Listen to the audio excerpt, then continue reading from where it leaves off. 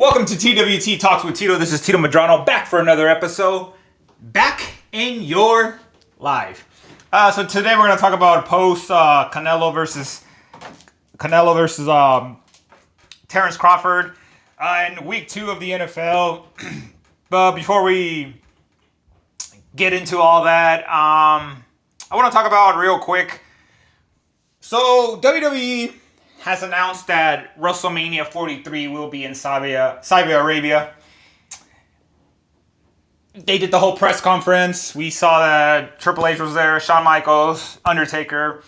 Also the talent as Charlotte, Bianca Belair, Liv Morgan, Stephanie Vaquer.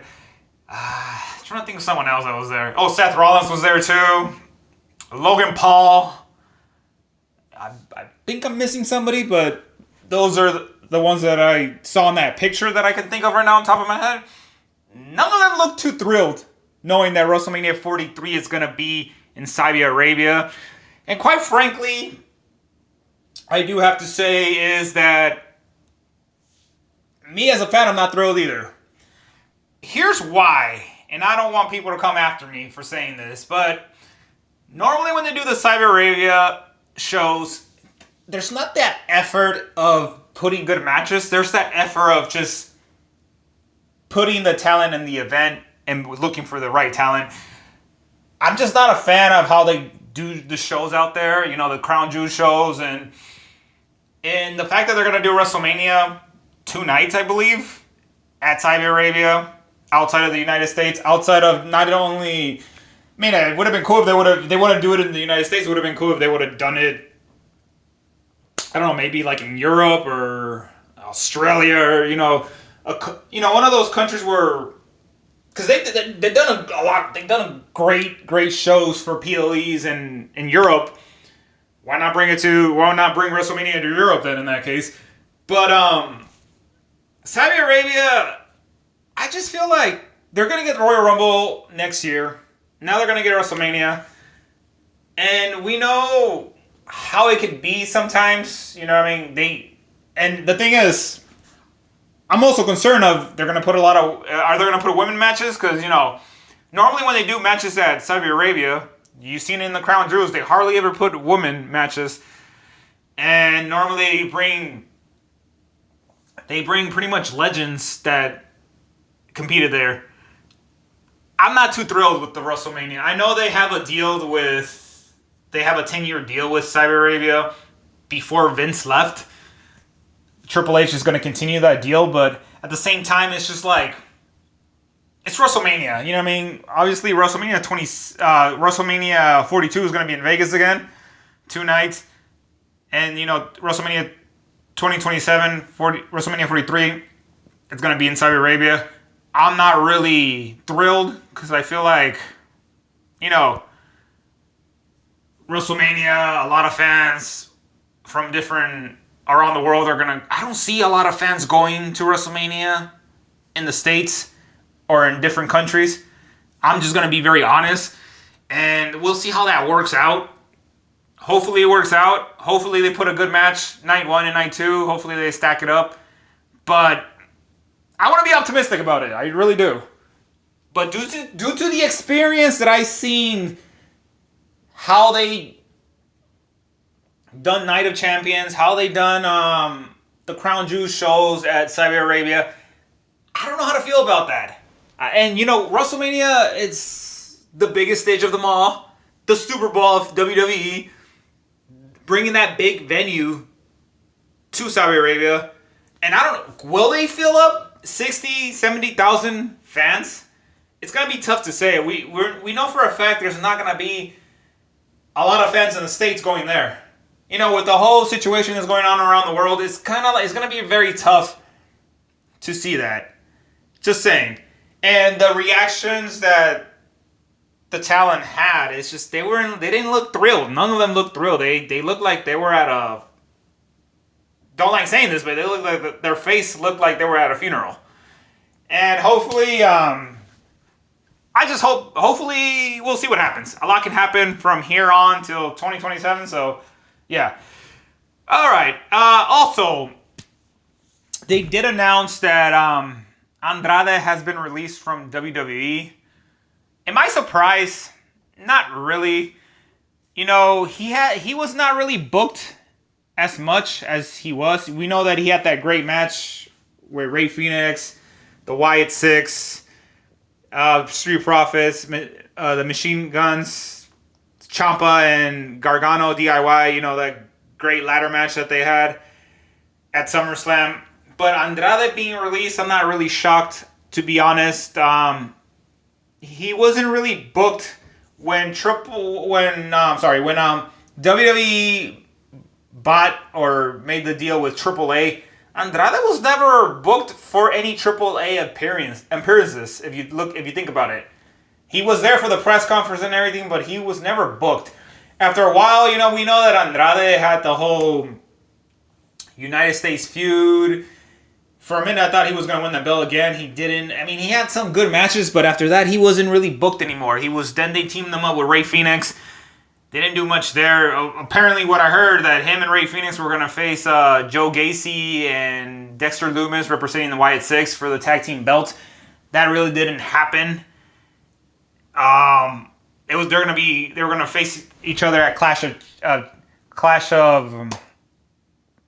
Paris. Didn't really unfold.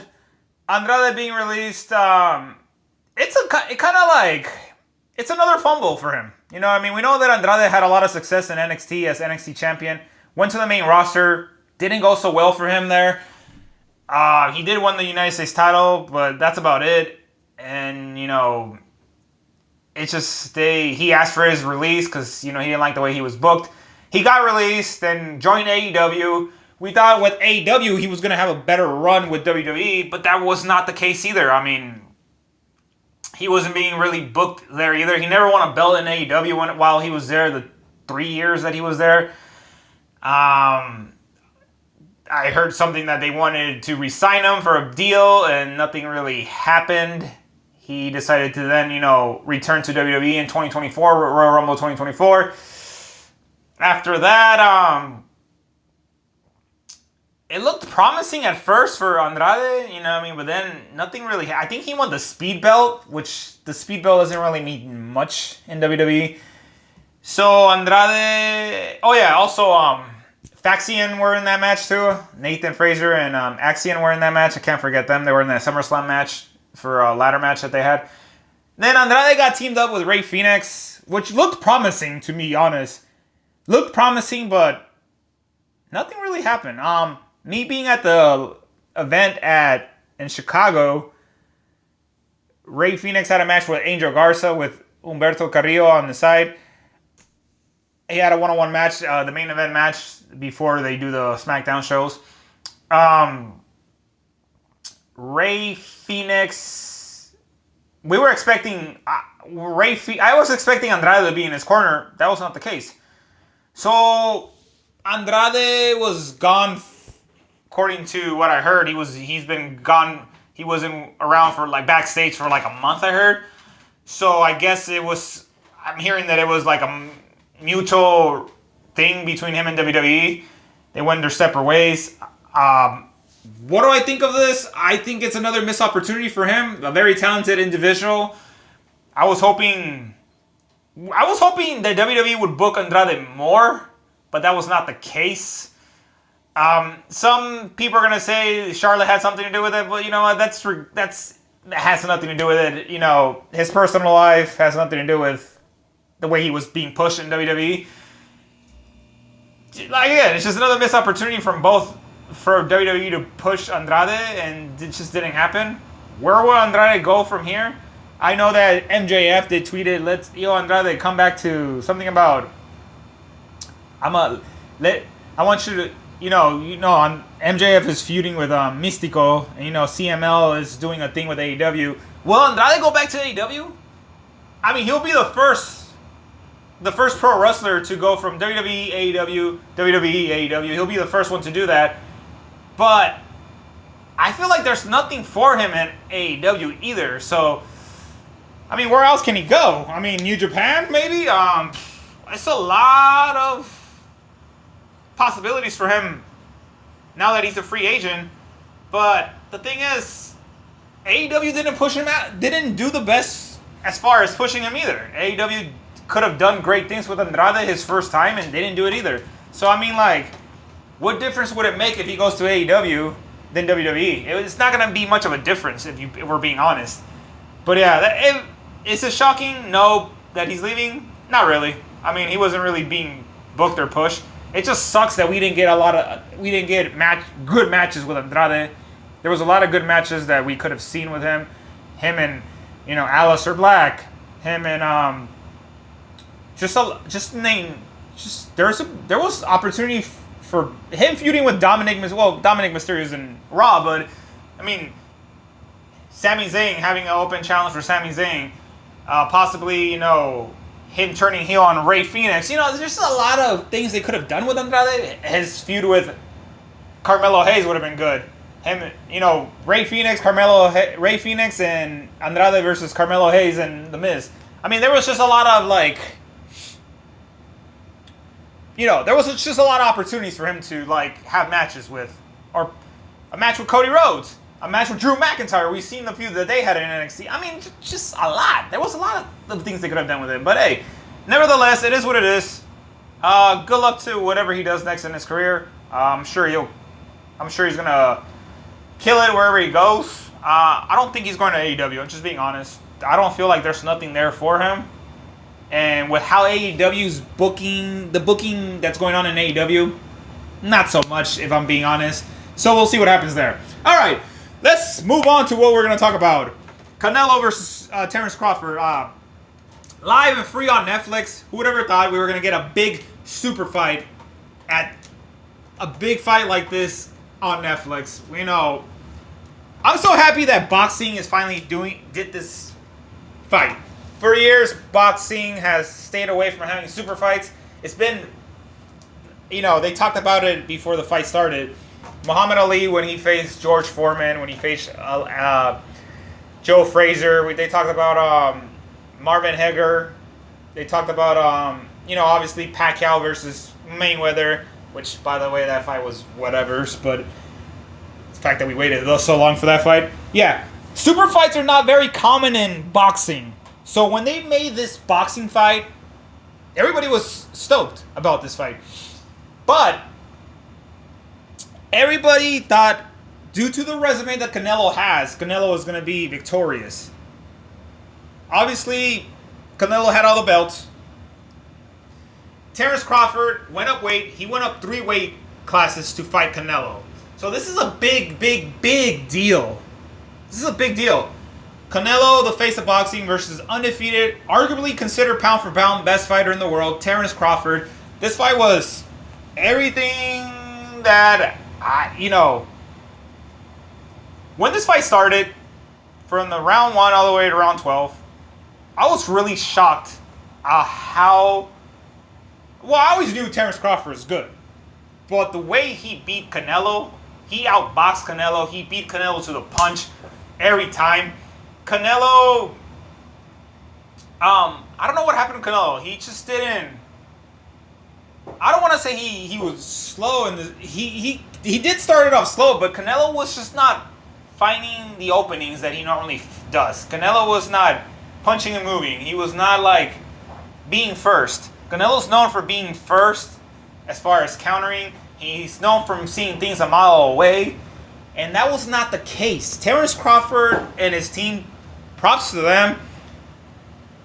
They made sure that them going up weight, they made sure that they had the punch going on. They still had the counter punches. They made sure that they still had the speed.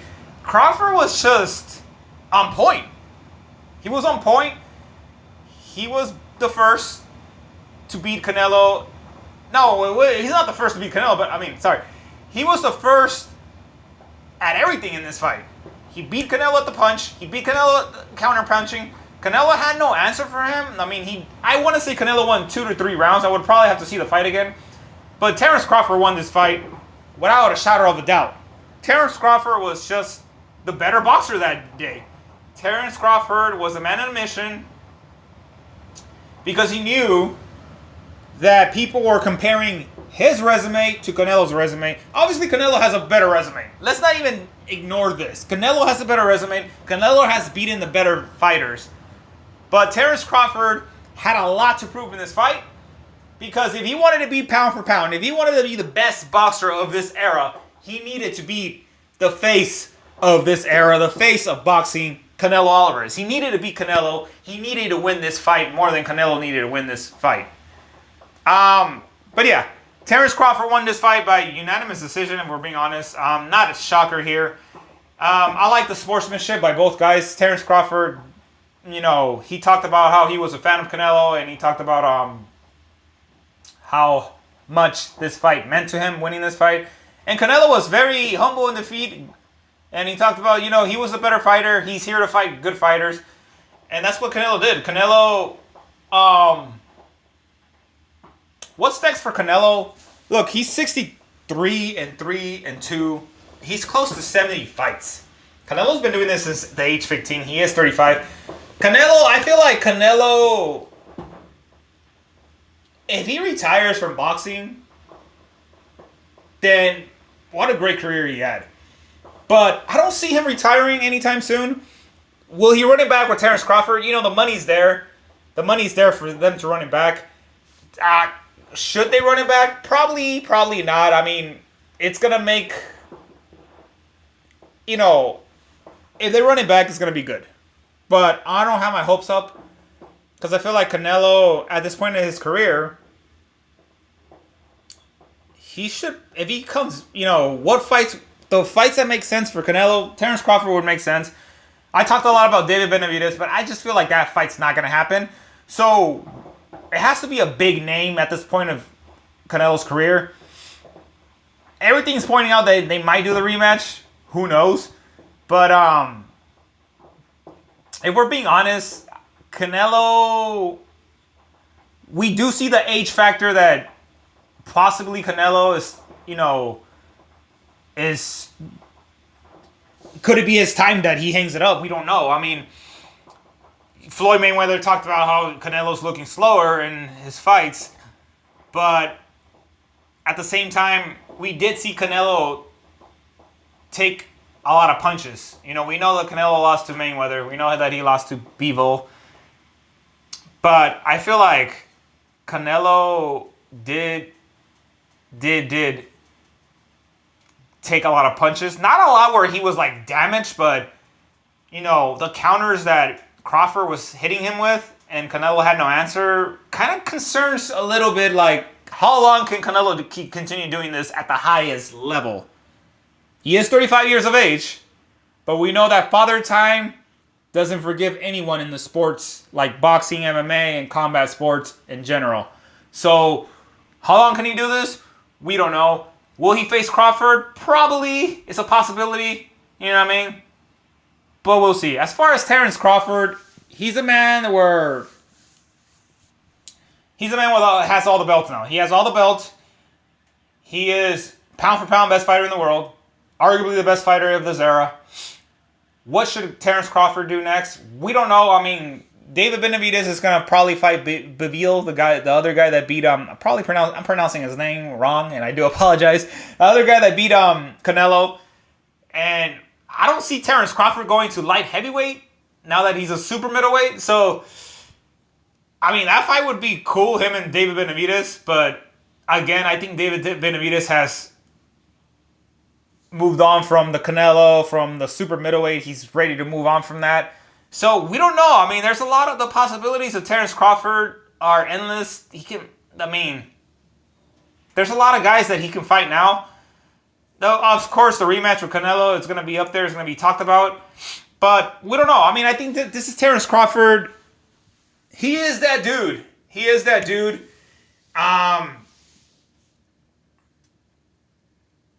Canelo did say that Terence Crawford is better than Floyd Mayweather.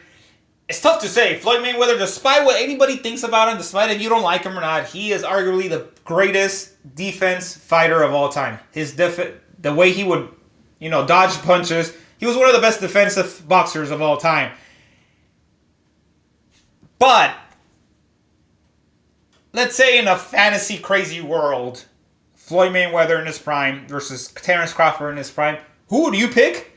Tough. Honestly, I don't know. I mean, it's a tough fight. It's a very toss-up. I think both of those guys would have gave a run for their money. And you guys know how I feel about Floyd Mayweather. Him the boxer, great. Him the person, never been a fan of him the person.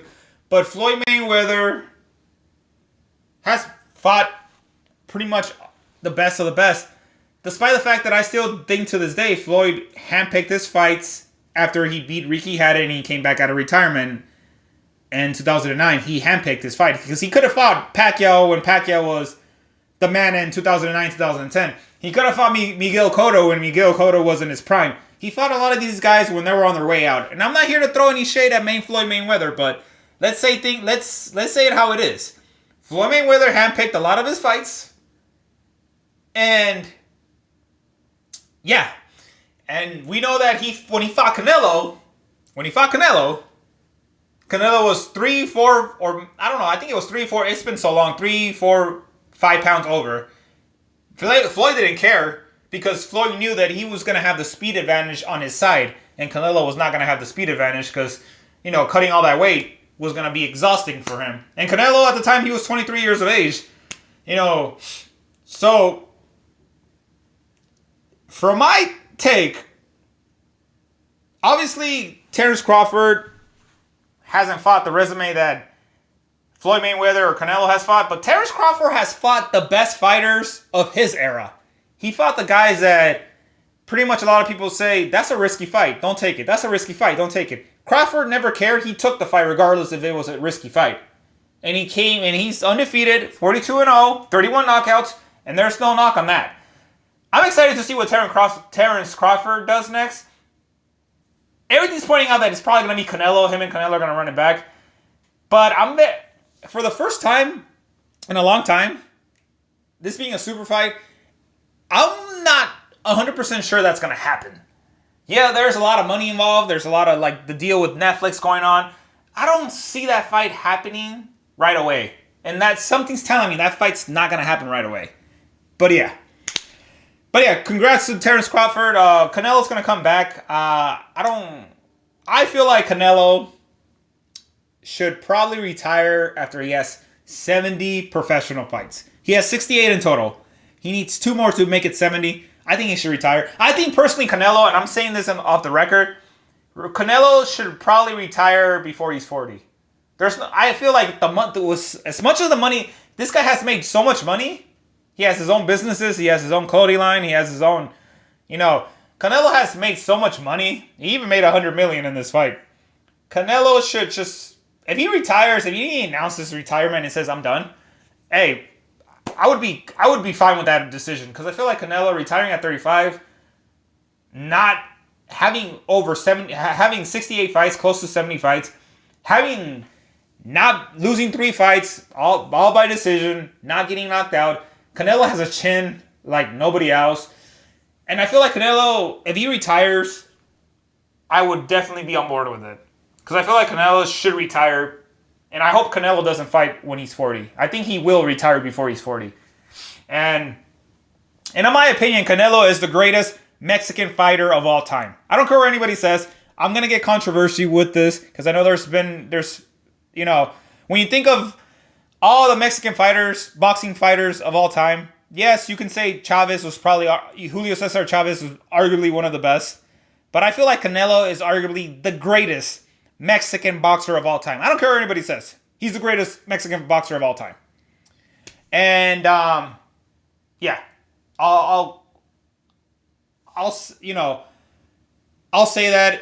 And I know there's a lot of boxing fans that are very traditional boxing fans. And I'll have this conversation with them and I'll let them know that Saul Canelo Alvarez is the greatest Mexican fighter of all time. But yeah. All right, with that being said, let's move on to week 2 of the NFL.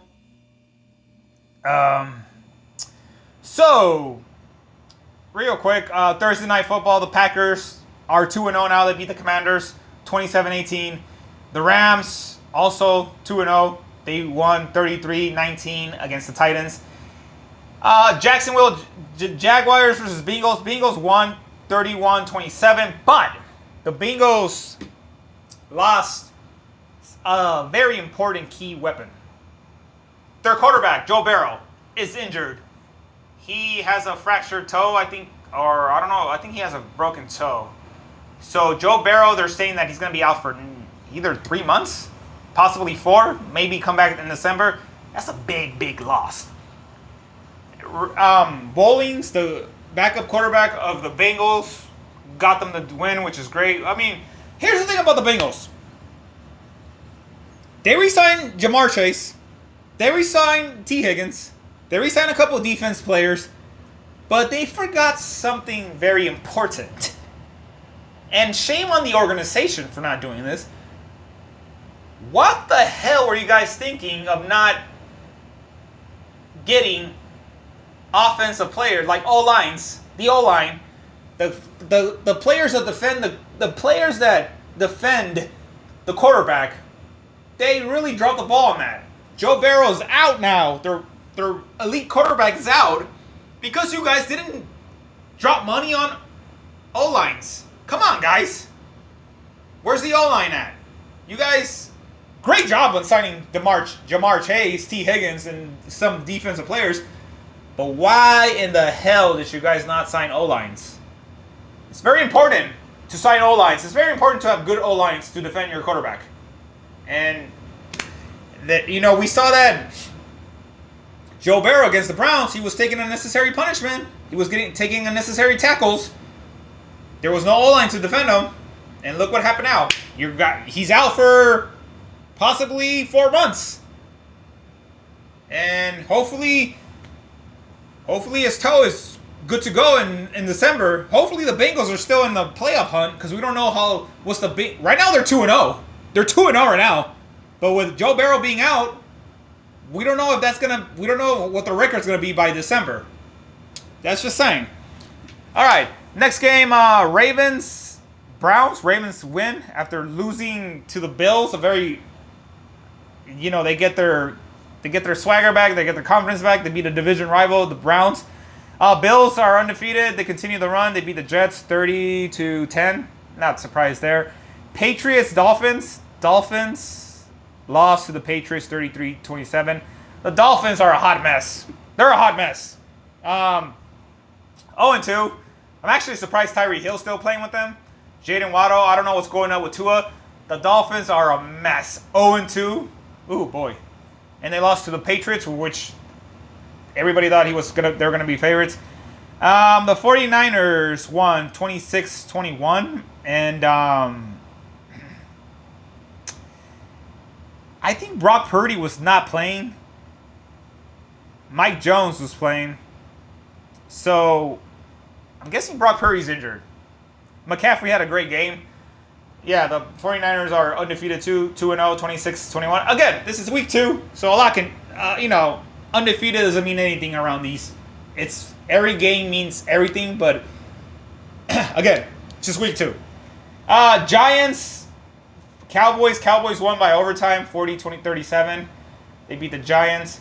Bears, Lions. Bears lost to the Lions, 52-21. Bears thought because they had Ben Johnson, their things are going. You know what? It's not the Bears. Bears can get whoever they want to get. The culture in that team is horrible. So regardless if they get the whole White House, the Bears are not going to get it together because they just don't know how to work in culture, and the organization is a hot mess. The Lions, I'm not surprised the Lions beat them. The Lions are the better team. Jared Goff, Mont St. Brown, the Gibbs, Montgomery. They got all these players that they can beat the Bears any given day. So I'm not shocked that they won. Seahawks beat the Steelers. That's a shocker. That is a shocker to me. Geno Smith. Geno Smith doesn't play with the Seahawks anymore. Sam Darnold, he had a great game. And apparently Aaron Rodgers and the Steelers didn't have a great game because the Seahawks beat them. Colts versus Broncos. The Colts win 29-28. Well, the Colts are undefeated. Colts are starting off pretty well. Not bad. Cardinals, Panthers. Cardinals win. Not a shocker there.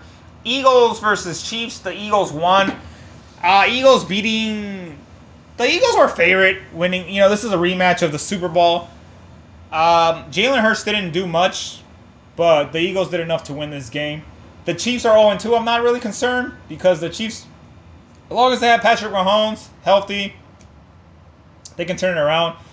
We know that Hollywood Brown, Pacheco, and all these other guys, Travis Kelce. We'll see what happens there, but we know Chris Jones had a back and forth with Jalen Hurts. That was funny. I actually saw the video. That was pretty funny. Yeah, Vikings lost. That's a shocker. They lost to the Falcons. J.J. McCarthy had a great game. They beat the Bears. It's crazy. We just talked about the Bears. They beat the Bears, and now they lost to the Falcons at Sunday Night Football. Right now, the Buccaneers are beating the Texans 14-10.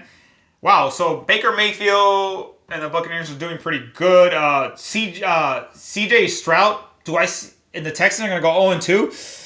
I mean, a lot of these teams that we're not expecting going 0-2 are being 0-2. No one expected the Chiefs to go 0-2. But again, this is just week 2. I feel like the first 2 weeks, it's just an introduction, and then it gets. Of course, every game does matter, but then it gets more intense. Then you start around probably week 4 or 5, you start to realize which teams are gonna stay behind or are gonna go moving forward. But yeah. Chargers, Raiders. That's another game that's going to happen around 9 p.m. The Chargers are going to win that game. I'll be surprised if the Raiders win. But then again, I'm not. Because, Geno Smith did pretty good against the Patriots. But Justin Herbert, man, division rivals, that game's going to be very interesting to watch. But I think the Chargers will win. But I'll be shocked if the Raiders beat the Chargers. And I think they're playing in Vegas. They're playing in Vegas or they're playing in LA? Oh, no, they're playing in...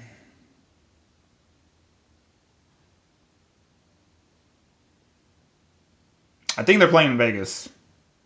Yeah, they're playing in Vegas. They are playing in Vegas, so that should be an... Oh, by the way, that stadium was the stadium that... Allegiant Stadium was the stadium that they hosted the Canelo versus Crawford fight. So yeah, they're playing in Vegas. I think the Chargers are going to win, but the Raiders are playing at home, so we'll see what happens. All right, with that being said, guys, thank you guys so much. Remember, next week we will be talking about Russell Palooza, which is stacking up. All Out is on Sunday, too, so I'm going to I have to see that, too.